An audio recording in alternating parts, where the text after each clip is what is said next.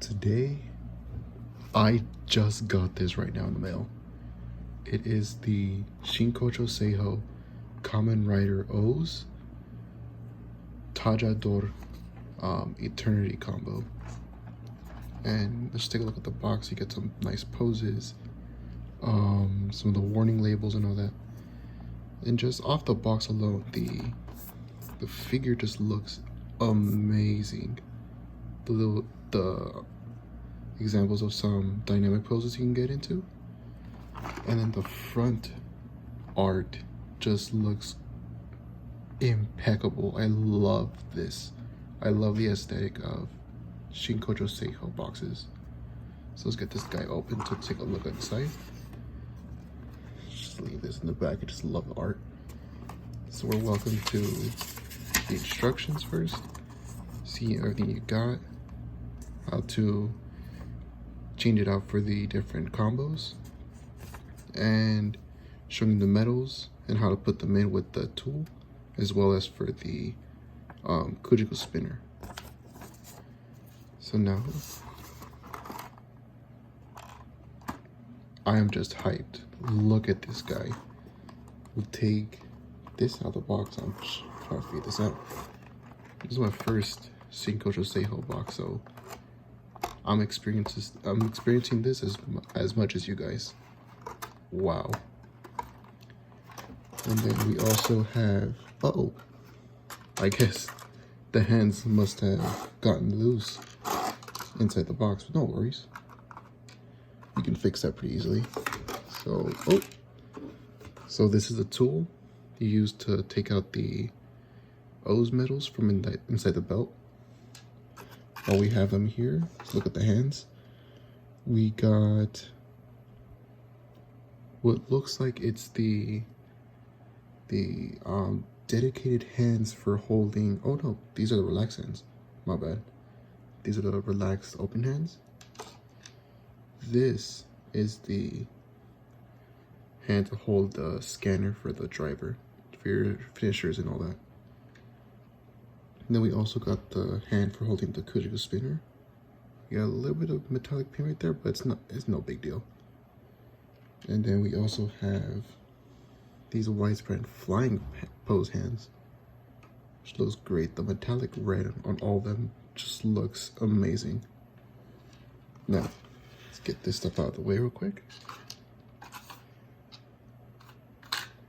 So let's get a look at the figure. First impressions alone, the feel of this guy in your hands, it's intense, you know. I haven't watched the movie yet. I'm starting to get into O's. I haven't watched the movie where this guy comes out in the 10 years after movie, but when I saw this form, I immediately fell in love with it. I love Tajador, but seeing this, it just brought it to a whole new level. I'll put this back in here just so nothing gets ruined. And then we have the other core medals. It looks like it's Taka, another Taka, Condor, and Kujiku. And then we have the Eternity medals right here. I think that's what they're called. Again, we have Taka, Kujiku, and Condor. Right here is the Eternity spinner, the Kujiku, I would assume Kujiku Eternity spinner. Got a hinge joint here, as well as a clear ball joint for when you want to use it in posing. It's a little stiff, but and this part could open up so you can get your core medals for your finisher and put them in here. And I believe this part can come out for when you want to pose up for the finisher. This thing just looks amazing. And then we have the scanner. It just looks great. So let's get that dedicated hand for it. There we go. So if you want to do your finishers, you just use this hand and you get ready and pose up for your finishers. I don't know, I repeat myself, I'm just excited right now. So just, I'm gonna get this guy all set up and ready to go. Here he is. Here's the figure out of the packaging with the medals all inside and the spinner attached to his arm. And I just gotta say, this thing is beautiful. I mean, the colors, the metallic red all over the body, the yellow, purple, green, or not even yellow, gold. Was it the fading going over here on the shoulders, even right here on the middle portion, and over here on the kujaku, what do you call it, like feathers, you can say, and the green on the feet, on the legs, to the detail on each of the medals being inside there. It's just insane what they could pack into this guy. So since we already looked at the accessories in the unboxing portion of the video, let's get right into the articulation. So for the head, you can look up about that far, down about that far. You get side to side. I mean, it's pretty much practically unlimited. You might be a little bit hindered by this, as long as you're careful with it. Try not to scratch the paint on the head or the shoulders. You should be fine. For the shoulders, you got this classic SHF moving shoulder. So you have about there, not too much mobility, but I mean, it's expected when you have something like this right there. You got the ball joint inside the shoulder to get you a nice butterfly joint. You have rotation at the bicep, and you got rotation right here at the elbow, which will get you a nice, you could say, 120-degree bend. I'm finding that the wrist right here is a little bit hindered by the Kujaku spinner. I mean, I'm not too bothered by it. This arm is not hindered at all. You got the front, back, and then the rotation on the ball joint. For the feathers back here, they're on a ball joint so they can twist right here. What I'm finding is that they are a little bit either loose or hard to move around. They could just be this copy, but I might go in there to tighten up the ball joints just so they can go out a bit more. And so you got back about that far, which is really good. And you have front there. Just be careful when bending forward, because you might scratch up the paint either right there on the torso or on the middle portion, so just be careful. You got side to side.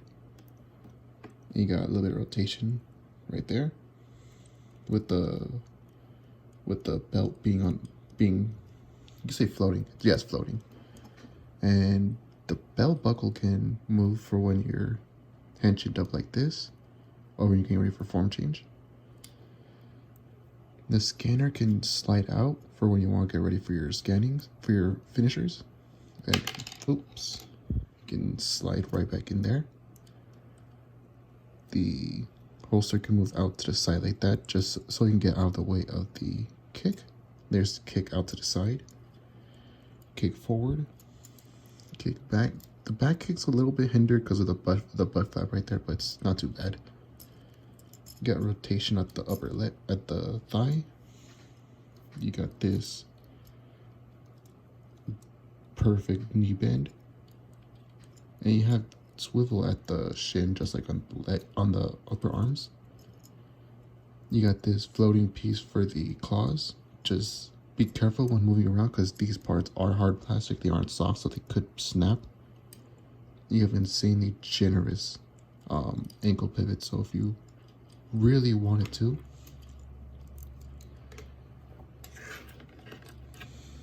your boy can hit the splits. Like, I don't own any figures that can get this kind of splits outside of my RG God Gundam over here. who's posed up. I don't have any figures that can even get in this kind of pose. And then for the feet, rest of the foot articulation, you have front that way, that much, back that much. That's an insane amount. I'm just seeing this right now. Excuse me. I'm just seeing this right now, and that's a lot of forward. And you have the toe bend right there, and you can get a lot to outside too. That's a good amount. All right. So now they're good with articulation. Let's get on to the size comparisons.